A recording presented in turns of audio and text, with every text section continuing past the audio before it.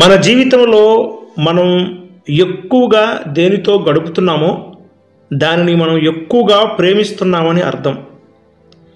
నీకు ఎప్పుడైతే టైం దొరికిద్దో ఆ టయాన్ని నువ్వు దేనికి ఎక్కువగా వినియోగించుకుంటున్నావో దానిని నువ్వు ఎక్కువగా ప్రేమిస్తున్నావని అర్థం. ఉదాహరణకి నువ్వు ఎక్కువగా ఫోన్తో గడుపుతున్నావంటే నువ్వు ఫోన్ను ఎక్కువగా ప్రేమిస్తున్నావని అర్థం. నువ్వు ఎక్కువగా మేకప్ కిట్తో గడుపుతున్నావంటే నువ్వు అందాన్ని ఎక్కువగా ప్రేమిస్తున్నావని అర్థం. ఒకవేళ నువ్వు సోషల్ మీడియాలో ఎక్కువగా గడుపుతున్నావంటే నువ్వు లోక స్నేహాన్ని ఎక్కువగా ప్రేమిస్తున్నావని అర్థం. నువ్వు కుటుంబంతో ఎక్కువగా సమయాన్ని గడుపుతున్నావంటే నీ ఫ్యామిలీని ఎక్కువగా ప్రేమిస్తున్నావని అర్థం. నీ కుమార్తెతో ఎక్కువగా సమయం గడిపితే, నీ కుమారుడితో ఎక్కువగా సమయం గడిపితే వారిని ఎక్కువగా ప్రేమిస్తున్నావని అర్థం.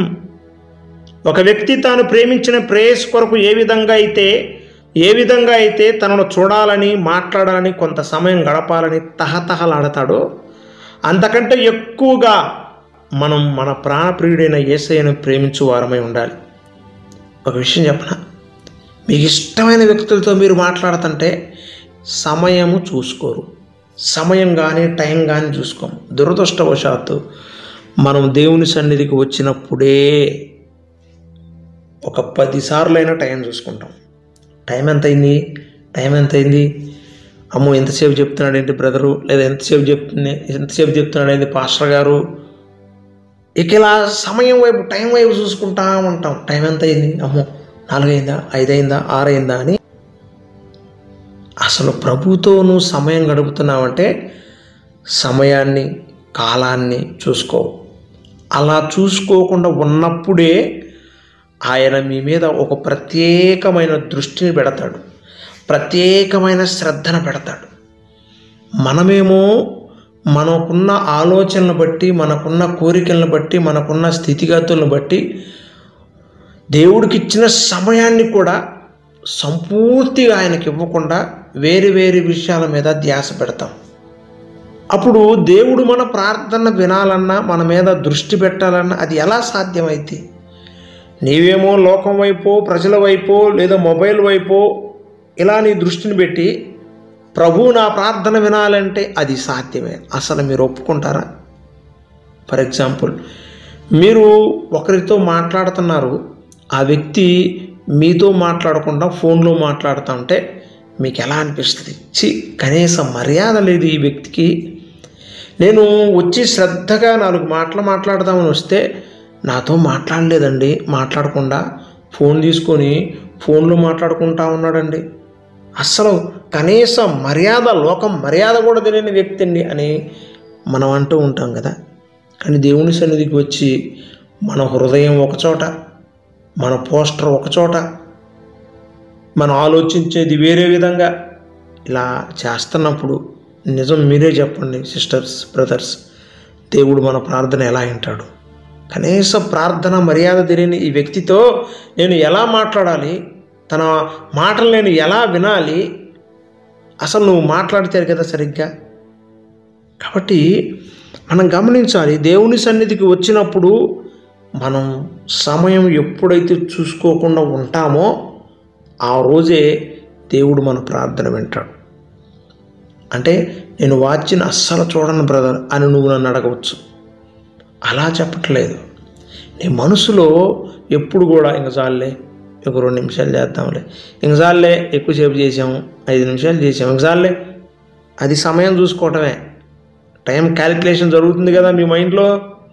మీరు ఇలా చేతికున్న వాచ్ను, గోడకున్న గడియారాన్ని చూడాల్సిన అవసరం లేదు. కొంతమంది అలా కూడా చూస్తారనుకోండి, కానీ చాలామంది లోపల టైం ఎంత అయింది, 5 నిమిషాలు ఎక్కువైంది, అమ్మో 5 నిమిషాలు చేశానా, 10 నిమిషాలు చేశానా, ఇలా మనం ప్రశ్నించుకొని ఇంకా చాలే అని ఎక్కడికెక్కడ కట్ చేయాలని చూస్తూ ఉంటాం. కొంచెం కొద్దిగా 2 నిమిషాలు పెంచుతాం, మళ్ళీ 2 నిమిషాలు దగ్గర, ఇలా రకరకాలుగా ప్రయత్నాలు చేస్తూ ఉంటాం. ఇలా మీరు చేశారా లేదా? చేస్తుంటామా సహజంగా? నేనేదో చెప్తున్నాను అనుకుంటున్నారా? సమయం మనం ఎప్పుడైతే చూసుకోకుండా ప్రార్థన చేస్తామో నిజంగా ఒక వ్యక్తి తన ప్రేయసితో గడుపుతున్నంతసేపు సమయం చూసుకోడు. ఎందుకంటే తనకంటే, తన ప్రాణం కంటే కూడా ఆ ప్రేయసిని ఎక్కువగా ప్రేమిస్తున్నాడు. ప్రేమించు వారితో సమయం గడుపుతున్నప్పుడు, మాట్లాడుతున్నప్పుడు అసలు మనకు విసుగు రాదు. నువ్వు నిజంగా నీవు ప్రార్థన చేస్తున్నప్పుడు నీకు అసలు విసుగు రాదు. వాక్యం వింటున్నప్పుడు అయ్యో ప్రభు నాతో మాట్లాడుతున్నాడే, అస్సలు విసుగు రాదు.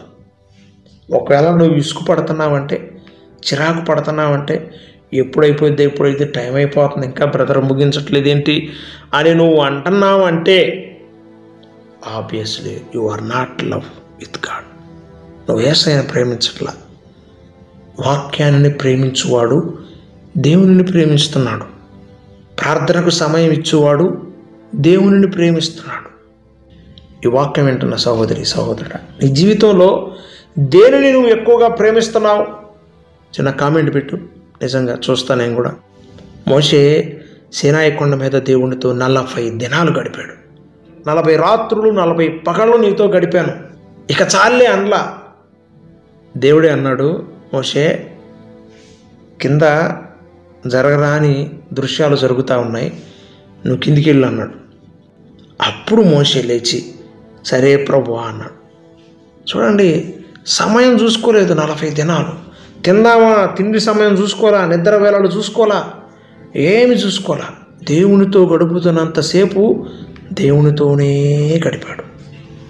కాబట్టి ఒక వ్యక్తి ముఖాముఖిగా మాట్లాడినట్లుగా మోషే దేవునితో ముచ్చటించేవాడు అని రాయబడింది. ఒక వ్యక్తి దేవునిని ప్రేమిస్తే దేవుని సన్నిధిలో గడుపుతాడు. చూడండి, ఆదికాండం రాయబడిన మాట, యాకోబు రాహేలు కోసం 7 సంవత్సరాలు కొలువు చేశాడు, అయినను అతడు ఆమెను ప్రేమించుట వలన అవి అతనికి కొద్ది దినములుగా తోచెను అని రాయబడింది. నా ప్రేయసి రాహేలు నా ఎదురు ఉంటే చాలు, ఎన్ని యుగాలైనా క్షణాలుగా గడిచిపోతాయి అని అన్నాడు. ఎందుకంటే యాకోబు రాహేల్ని తన ప్రాణం కంటే ఎక్కువగా ప్రేమిస్తున్నాడు. అందుకే 7 సంవత్సరాలు 14 సంవత్సరాలైనా ఒప్పుకున్నాడు. సహోదరి, సహోదరుడా, నిజంగా నువ్వు దేవుని ప్రేమిస్తే 7 గంటలు ప్రార్థన చేసినా 7 నిమిషాలు కూడా కాదు, 7 క్షణాలుగా గడిచిపోతాయి. ఒకరోజు కూడా ప్రార్థన చేయకుండా నువ్వు ఉండలేవు.